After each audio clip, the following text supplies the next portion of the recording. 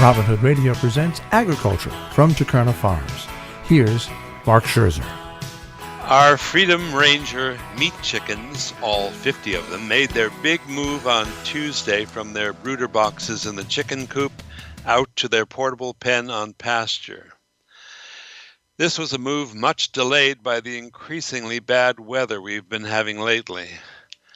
Once they're big enough so that they cannot be carried off by the red-tailed hawks, which nest just across Old Sawmill Road, they will be released in the daytime from their portable pen, which we move daily, to forage on grasses, weeds, and insects. The big move prompted me to think about my long history with the chickens. I could paraphrase Gertrude Stein's famous saying, "A rose is a rose is a rose," by saying, "A chicken is a chicken is a chicken," but it's not. No, in my lifetime, a chicken has been so many different things. In my childhood in Wales in the 1940s, I can remember eating fish, lamb, mutton, and beef, but rarely chicken.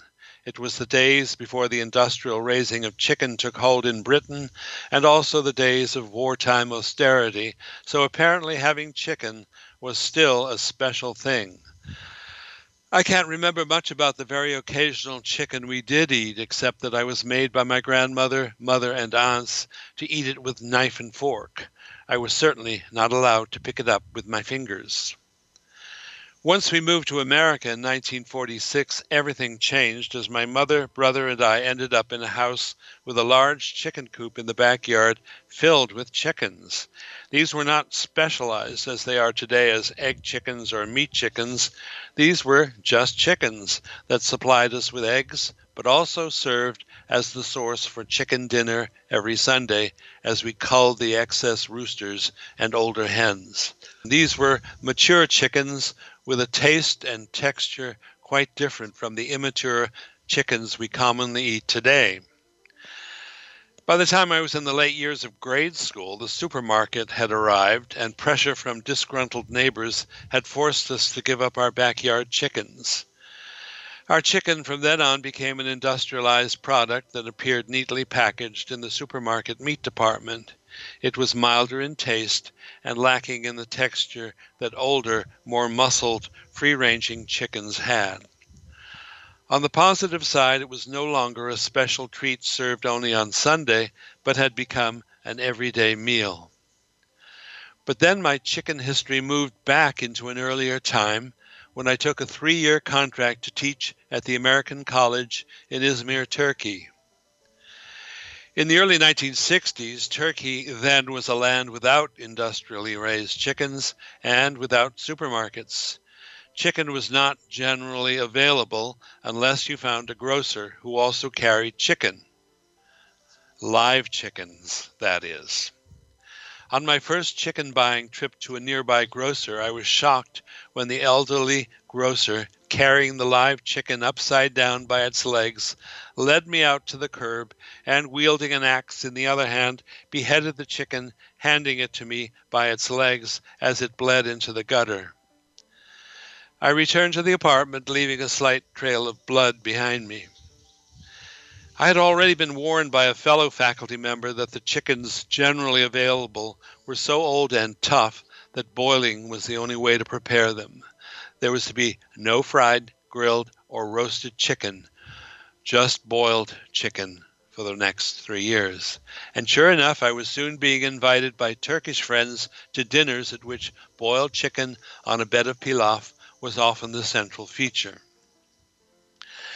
This rather elemental experience with the grocer's chicken was repeated in another way when I went to stay in the summer house of Ismail and Nebahat Sharda, an affluent Turkish urban couple, in the mountainous region of Bozda outside of Izmir. The morning of our first day, I happened to look out of my bedroom window to see Nebahat, dressed to the nines in heels, hose, and fancy dress, knife in hand, in the backyard chasing chickens. I was even more amazed to see her nonchalantly grab a hen, slit its throat, bleed it, and pluck it all in a matter of minutes. We had boiled chicken on pilaf that evening. It was as a result of experiences like this where the connection between killing a chicken and eating it was so elementally close that I was amazed upon my return to the States to find myself once again in an antiseptic world in which chicken appears already killed and dressed and neatly prepackaged on supermarket shelves. And yet I must admit it was a real pleasure to once again be able to enjoy fried, grilled, and roasted chicken as an everyday kind of pleasure. And so for decades, the supermarket chicken was the one I was familiar with. But I was, in my pre-farming stage, completely unaware that the increasingly industrializing of chicken production was gradually transforming the chicken in important ways. Special varieties of meat chicken were being developed through selective breeding. The body shape of chickens was being altered to provide more and more white breast meat. Chickens were no longer foragers, but spent their entire lives in huge, crowded sheds fed on special grain mixes. The metabolism of the chicken was being altered to make them reach market size faster, so that ultimately most of the chickens we eat today take only 7 weeks to reach market size and are therefore actually pre-adolescent and therefore relatively fat-free and hence relatively flavor-free. I, along with the rest of America, had been gradually conditioned to eat what I would call baby chicken.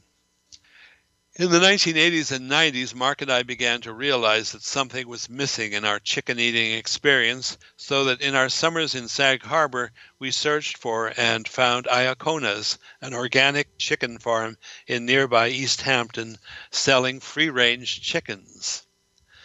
Shopping there had elements of my Turkish experience of chicken, in that as you arrive at the farm shop, a live chicken was brought out and one of the employees put it head down into the killing cone and slit its throat.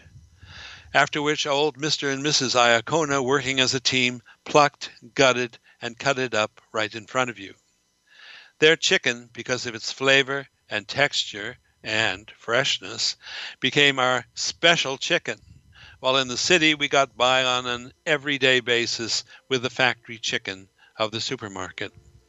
Once Mark and I began farming 18 years ago, we, with our growing understanding of what factory farming had done to chicken, determined that we would, as part of our farm mission, return as much as possible to chickens as they once were. After a false start with the popular Cornish cross chicken, we finally found the direction we wanted to go in. Hence, the Freedom Ranger chickens we just put out to pasture on Tuesday, a special meat chicken bred by the French to replicate the qualities of the foraging chickens of old, which we raise in the old-fashioned way by putting them out on pasture. No, dear readers, despite what Gertrude Stein may think about a rose, a chicken is a chicken is a chicken makes no sense.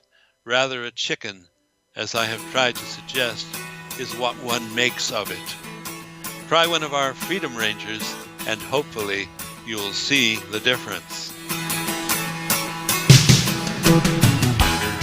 Peter Davies and his partner Mark Scherzer are proprietors of Turkana Farms, specializing in heritage breeds of livestock on their 40-acre farm in Germantown, New York. Peter also presides over Turkana Odyssey, in which he customizes cultural tours in Turkey for small groups, which he calls an insider's view of Turkey. And his third hat is Turkana Gallery of old and antique kilns, which he operates in the Wall Street area of Manhattan. Mark presides over his law firm, Mark Scherzer Law Office, which specializes in health law, also in the Wall Street area. Their farm website, turkanafarms.com. Their email, farm@turkanafarms.com, or 518-537-3815.